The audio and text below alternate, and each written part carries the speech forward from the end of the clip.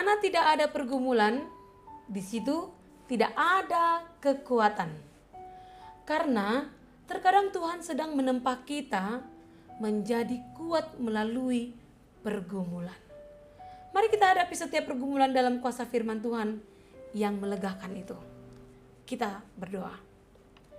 Damai sejahtera Allah yang melampaui segala akal kiranya memelihara hati dan pikiran kamu sekalian di dalam nama Tuhan Yesus Kristus. Amin. Jemaat Tuhan, renungan harian HKBP Resort Sutoyo, Jumat 19 Agustus 2022, tertulis di Markus 5 ayat 34. Demikian dikatakan. Maka katanya kepada perempuan itu, "Hai anakku, imanmu telah menyelamatkan engkau. Pergilah dengan selamat dan sembuhlah dari penyakitmu." Di dalam bahasa Batak dikatakan, "Alai di dogma tu ibana, di palua haporsyomi doho inang. Mardami maho laho, say mulak maho sian parniayan mi." Demikian firman Tuhan. Seringkali kita jumpai dalam kehidupan kita ketika diperhadapkan dengan berbagai macam masalah, tentu ada yang bertanya-tanya baik dalam hatinya maupun terungkap secara spontan dari mulut kita, apakah Tuhan masih ada? Apakah Tuhan masih menolong saya? Tidakkah Tuhan meninggalkan saya? Dan banyak pertanyaan-pertanyaan yang muncul akibat kita fokus atau terarah kepada persoalan hidup kita. Nah, disinilah makna iman dimiliki setiap orang yang dapat memberi kekuatan, penghiburan, bahkan mukjizat bagi dirinya. Ada 2 orang gadis yang terbaring lemah di rumah sakit. Kedua-duanya mengidap penyakit yang sama. Gadis yang satu sudah kehilangan semangat hidup. Dia sering menangis, meratapi nasib malangnya. Dia diliputi keputusasaan, sehingga dia merasa kecewa dan tidak meyakini akan keberadaan Tuhan dalam hidupnya.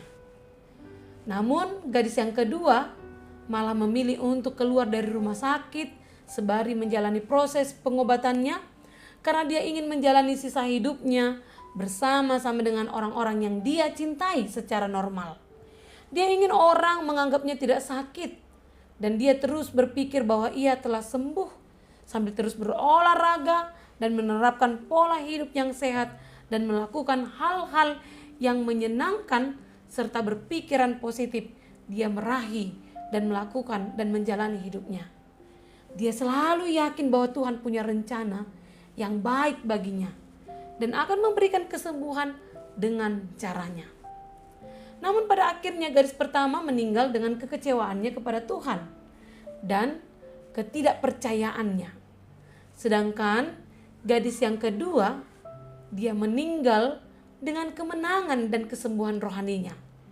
Sebab sebelum dia meninggal, dia masih diberi Tuhan kesempatan mencapai pendidikannya yang dia impikan. Bahkan dia juga diberi kesempatan menikah dengan pria yang menerima keadaannya dan mempunyai seorang anak. Semua itu dia peroleh dengan kepercayaannya.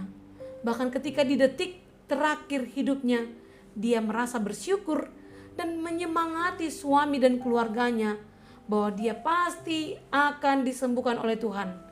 Dia berkata, "Jika tidak di dunia ini aku tidak memperoleh kesembuhan, nanti di sana, di tempat Tuhan, aku pasti sembuh." Demikianlah iman gadis kedua itu sampai pada akhir hidupnya.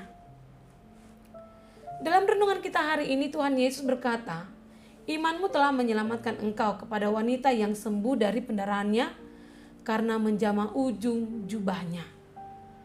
Selama 12 tahun ia telah hidup dalam penderitaan penyakitnya. Semua kekayaannya sudah habis dipakai untuk mencari dokter perobatan, tetapi tidak ada yang dapat menyembuhkannya. Malahan penyakitnya terus bertambah parah. Belum lagi sikap orang-orang yang menajiskan dia. Selain penyakit fisik yang dideritanya, dia juga mengalami sakit fisikis dari sesamanya dan barangkali dari keluarganya juga. Akan tetapi setelah mendengar kabar tentang Yesus, ia berjalan menghampirinya, menyentuhnya, dan merasa bahwa badannya sudah sembuh dari penyakit. Dengan segala kesulitannya dia berusaha mewujudkan imannya dengan menyentuh jubah Yesus. Dengan tantangan berat dia meraih jubah Yesus. Karena tentu pada saat itu yang datang terhadap Yesus sudah begitu banyak orang. Jangan-jangan dia terinjak ketika itu. Namun karena imannya itu, Tuhan menyembuhkan dia. Iman bukan sekedar percaya di pikiran atau di nalar, tapi dalam perbuatan dan pengharapan serta keyakinan dengan cara Tuhan menyembuhkan kita. Tiap orang memiliki kesusahannya masing-masing. Jangan menyerah dan jangan putus asa. Pejamkan mata dan berdoa kepada Tuhan. Sekarang apabila engkau mengalami hal yang begitu menyakitkan, engkau menghadapi beban penyakit dalam hidupmu. Namun percayakanlah segalanya harus sesuai dengan kehendak Tuhan. Kalau perempuan itu disembuhkan dengan memegang jubah Tuhan Yesus, mungkin kita akan disembuhkan hati kita untuk menahan di dalam segala penyakit kita. Tentu secara manusia, kita mungkin akan kecewa jika diperhadapkan dengan kemalangan atau hal yang buruk. Tetapi kita harus berjalan dan berpikir seperti Kristus. Dan senantiasa bersyukur atas segala sesuatu dan melihat sisi positif dari segala apapun yang terjadi dalam kehidupan kita. Kita harus mengubah pola pikir dengan berpikir bahwa saya tidak sakit, saya sudah disembuhkan, dan saya sudah dipulihkan, saya sudah diubahkan. Oleh karena itu kita harus mengubah diri kita juga menjadi pribadi yang lebih baik, yang meninggalkan dosa kita dan berserah kepada Tuhan. Niscaya pasti akan ada kesembuhan bagi kita.